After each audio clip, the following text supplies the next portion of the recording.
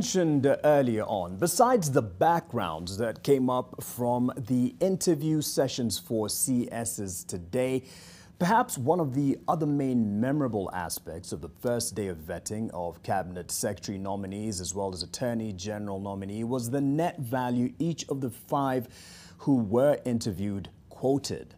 Naoma Sampao captured those staggering figures. Then you answer them and we take another round.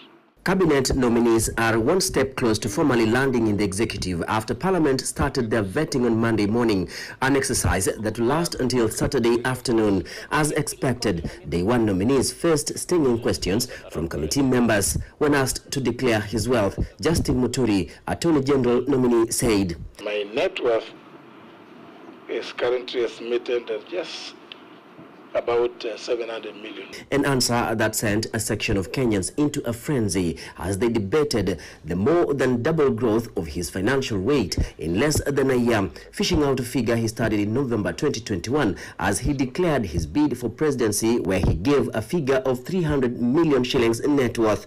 Opposition MPs throwing heavy punches on the troubling signs of impunity by the executive. There are indications that the current administration is keen to retain the positions so pre-election agreements can be honored through appointments. As the AG, what is your position on this matter, and especially on ensuring the rule of law is followed throughout and not only when it suits the government? Article 132, Clause 4 permits the President to establish any office in the public service and make appointments thereto on the recommendations of the Public Service Commission. The issue which was raised in the earlier case was that there had not been public participation before the establishment of the office of Chief Administrative Secretary. Aden Duale, defense CS nominee with a net worth of 851 million shillings, was asked about his conflict of interest once he gets down to serious business. Do you think, with the incursion by Al-Shabaab and Al-Shabaab activities in the region, you would in any way be conflicted on your citizenship and nationality as a Kenyan and the Somali nationalism in the region?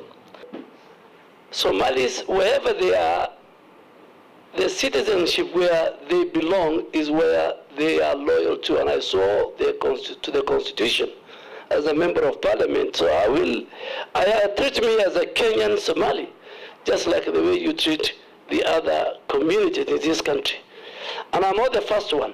I'm not the first Somali to hold the defense portfolio. You are reported to have undertaken to name all those who are responsible for the financing of the Al-Shabaab terrorists. Indeed, you gave yourself 30 days. I'm afraid to say that Kenyans have been waiting. I have no capacity, and I don't have the constitutional mandate to investigate who are financiers. But there are times when bills that were draconian in nature came through his hands.